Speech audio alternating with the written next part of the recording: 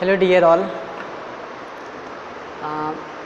आज हम लोग क्या करेंगे, अपने जो टॉपिक हम लोगों का चल रहा था पिता के पत्र, उसको फिर से कंटिन्यू करते हैं। और सफलता हमें कैसे मिल सकती है, यानी इसको हम कह सकते हैं सफलता के मंत्र। और सफलता के मंत्र में आपने पहला मंत्र क्या सीखा कि हमें जो भी कार्य करना है उस कार्य के लिए उस कार्य को जिसने किया है सबसे पहले, और जिसने बहुत ही स्टाइलिश तरीके से किया है, पहले आप उसकी बायोग्राफी को पढ़िए। उसने कैसे अपने कार्य को कंडक्ट किया, कैसे अपने कार्य को कंप्लीट किया, पहले ये हम करेंगे। सफलता के मंत्र, सफलता का ये पहला मंत्र है। पहला मंत्र यानी क्या होना चाहिए कि हमारे जीवन का आदर्श उच्च होना चाहिए। जब पहला मंत्र आप अच्छे से समझ लेंगे तब आता है दूसरा मंत्र। दूसरा मंत्र क्या होता है, जब आप अपना आदर्श उच्च बना लोगे उसके बाद आदर्श नंबर 2 यानी मतलब प्लानिंग नंबर 2 आती है कि हमें जो भी कार्य करना है उसके लिए पहले से प्री प्लानिंग करनी चाहिए, जिसको हमने सेकंड पार्ट में नाम दिया था कि हमें अपने जीवन में एक भावी योजना बनानी चाहिए। तो दोस्तों आज हम क्या बात करेंगे, आज हम बात करेंगे कि जब हम 2 मंत्रों पे काम अच्छे से कर लेंगे, 2 मंत्रों को अपने ऊपर अच्छे से उतार लेंगे, तो तीसरा मंत्र क्या आता है कि हमें जीवन में संतुलन बनाना चाहिए। अब जीवन में संतुलन कैसे बनता है, इस बात को हम लोग समझते हैं। भगवद गीता में श्रीमद् भगवद गीता में भगवान श्री कृष्ण जी ने बताया था कि जो मनुष्य का जीवन होता है, मनुष्य के जीवन में 3 चीज़ें ऐसी होती हैं जो मनुष्य को मुक्ति दिला देती हैं। ऐसी कौन सी चीज़ें होती हैं, आइए डिस्कस करते हैं। तो जैसे मान लीजिए हमारे शरीर के लिए 3 चीज़ें बड़ी इंपॉर्टेंट हैं। कौन कौन सी? एक हवा हो गई, यानी एयर। अगर हवा नहीं होगी तो हम ऑक्सीजन गैस नहीं ले पाएंगे, और जब ऑक्सीजन गैस नहीं होगी तो हम सांस नहीं ले पाएंगे, और जब सांस नहीं ले पाएंगे तो शायद हम जी भी नहीं पाएंगे।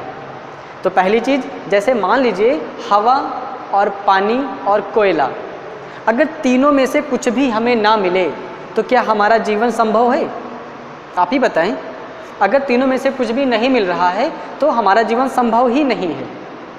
ठीक है, वैसे ही यानी अगर हमें अपने जीवन की गाड़ी को आगे बढ़ाना है तो 3 चीज़ें बहुत ज़रूरी हैं। ठीक है, वैसे ही अगर हमें अपने जीवन में संतुलन बनाना है तो संतुलन के लिए सबसे इम्पॉर्टेंट होता है कि हमें अपने जीवन में समत्व को बनाना पड़ेगा। समत्व क्या होता है? अजीब बात है। तो ये समत्व क्या होता है? समत्व का मतलब होता है 3 चीज़ों का संतुलन। कौन कौन सी 3 चीज़ें? भगवद गीता में जो श्री कृष्ण जी ने समझाई हुई है, उन्होंने कहा है कि एक होता है मोटिवेशन, एक मोटिवेशन, नेक्स्ट होता है नॉलेज, नॉलेज और एक्शन। ठीक है, ये तो हम लोग अपनी लैंग्वेज में बोल रहे हैं। मोटिवेशन, मोटिवेशन का मतलब क्या होता है, जैसे मान लीजिए आप बिल्कुल एकदम नीरस होकर के आपने कोई काम किया, आपको वहाँ पर असफलता मिल गई, अब आप बैठ गए। कभी आपने सोच लिया कि मुझे ये कार्य मुझसे नहीं होगा, तो हम क्या करेंगे उस समय? आप बैठ जाओगे।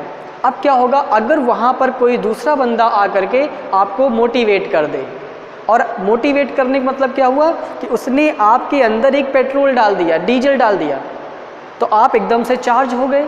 अब आपने सोचा कि मुझे आगे चलना है। ठीक है, जब हम आगे चलना शुरू करेंगे, मोटिवेशन के बाद सेकंड चीज़ आती है, आपको नॉलेज होना चाहिए। जहाँ पर आप जाना चाहते हैं उस जगह का आपको नॉलेज होना चाहिए। नॉलेज हमारे जीवन में एक प्रकाश की तरीके काम करता है। जैसे मान लीजिए कोई आकर के मोटिवेशन, आपको मोटिवेट कर दिया किसी ने, लेकिन आपको नॉलेज है ही नहीं उस जगह का। मान लीजिए आप लखनऊ जाना चाहते हैं और लखनऊ जाने के लिए आपको कुछ भी नहीं पता, आप बहुत बार प्रयास किए, फेल हो गए, लेकिन कोई आकर के आपसे बता दे और आपको चार्ज कर दे कि आप लखनऊ जा सकते हो, तो आपने क्या किया? किसी ने चार्ज किया, मतलब अब आपके अंदर से ये आवाज़ आई कि yes you can go to Lucknow. ठीक है, अब लखनऊ जाने का तो आपके अंदर से आ गई। ठीक, लेकिन अब बात आती है कि लखनऊ जाने के लिए आपको नॉलेज का काम, नॉलेज क्या होगा? आपको पता होना चाहिए कि हमें वहाँ पर कैसे कैसे जाना है। तो नॉलेज क्या करता है? नॉलेज हमारे जीवन में एक प्रकाश का कार्य करता है। अगर हमें किसी फील्ड का नॉलेज ही नहीं होगा तो वो फील्ड हमारे लिए बिल्कुल अंधेरा लगेगा। ऐसा लगेगा, अंधेरा का मतलब क्या हुआ, आप उसके बारे में कुछ जानते ही नहीं हो। और अगर कभी भी आप अंधेरे में चलना शुरू करोगे तो जाहिर सी बात है आप लड़खड़ा कर कहीं ना कहीं आगे जाके गिरोगे ज़रूर। तो जिधर भी हमें जाना है, हमें इंजीनियर बनना है, हमें टीचर बनना है, हमें जो भी आपने चैलेंज कर, जो भी आपने अपने अंडर टारगेट बना रखा है, उसकी अगर वहाँ पर जाना है तो आप खुद सोचो, जैसे मान लीजिए आपको इंजीनियर बनना है। अगर आपको इंजीनियर बनने का नॉलेज ही नहीं है, आपको किसी ने मोटिवेट तो कर दिया कि इसमें ये होता है वो होता है, तुम्हें मिल जाएगा, तुम ये करोगे वो करोगे, तुम्हारे पास बहुत सारा पैसा होगा, तुम इससे ये सपने पूरे करोगे वो करोगे, सब कुछ आपको क्या किया, पूरा मोटिवेशन से भर दिया किसी ने। अब आपको पता चल गया कि अगर मैं इंजीनियर बन जाता हूँ तो मुझे इतना सब कुछ हो सकता है, मुझे इतना पैसा आएगा, यहाँ से ये होगा वहाँ से वो होगा, सब कुछ पता चल गया आपको। अब बात आती है मोटिवेशन के बाद नॉलेज। आप इंजीनियर बनोगे कैसे, पहले ये तो आएगा। मोटिवेशन क्या करता है, मोटिवेशन ने आपको बताया कि जब आप इंजीनियर बन जाओगे तब क्या करोगे, लेकिन पहला रीज़न आता है नॉलेज क्या बताएगा आपको कि पहले आप वो बनो। तो पहले नॉलेज क्या करेगा, हमें नॉलेज ज़रूरी होती है। नॉलेज के बाद थर्ड, जब आपको दो चीज़ें पता चल जाएंगी, आप मोटिवेट भी हो और आप उस कार्य को करना भी जानते हो, तब नेक्स्ट बात आती है एक्शन। यानी अब क्या करोगे, आप उस कार्य को करना शुरू करोगे। भगवत गीता में इन्हीं तीन चीज़ों को एक नया नाम दिया गया है। भगवत गीता में मोटिवेशन, इसको कहा गया है मुक्ति, ठीक है। नॉलेज को कहा गया है ज्ञान, और एक्शन को कहा गया है कर्म। जिस इंसान के पास ये तीन चीज़ें नहीं हैं वो इंसान मुक्त हो ही नहीं सकता। तो मुक्ति के लिए हमारे पास इन तीन चीज़ों का समन्वय होना बहुत ज़रूरी है, और हमें अपने जीवन में इन तीनों चीज़ों को बैलेंस रखना होता है। तो अगर हमें अपना जीवन सफल बनाना, जैसे मान लीजिए बहुत लोग होते हैं बहुत अच्छा पैसा कमा रहे होते हैं, ठीक। जैसे बात करें हमारे पास बहुत सारे एग्जाम्पल हो सकते हैं। जैसे हम बात करें एक मान लो पहलवान की, जो कुश्ती लड़ते हैं। पहलवान, मान लो कोई पहलवान है, बिल्कुल पागल हो गया वो, अब वो क्या कर रहा है, वो पूरा दिन कुश्ती ही लड़ता जा रहा है और उठक बैठक लगा रहा है। तो क्या कर रहा है वो अपने जीवन में उठक बैठक मतलब शारीरिक कष्ट तो बहुत झेल रहा है, अपने स्वास्थ्य को लेकर के बहुत सारा काम कर रहा है। लेकिन अगर हम सिर्फ स्वास्थ्य को लेकर के काम करेंगे तो शायद क्या हम सफलता पा सकते हैं, नहीं पा सकते।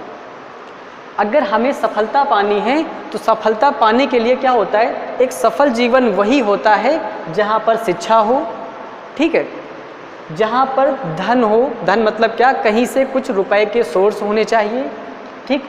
सोर्स के बाद वो इंसान अपने स्वास्थ्य पर भी ध्यान दे रहा हो, ठीक है। उस इंसान को ये भी देखना चाहिए कि क्या हमारी इस सफलता से कोई सामाजिक कार्य हो रहा है, ठीक है, यानी उससे सामाजिक कार्य भी होना चाहिए। और सामाजिक कार्य के बाद कुछ बहुत आध्यात्म का मतलब क्या होता है कि थोड़ा बहुत भक्ति की तरफ उसका थोड़ा बहुत या बहुत ज़्यादा भक्ति की तरफ लगाव होना चाहिए।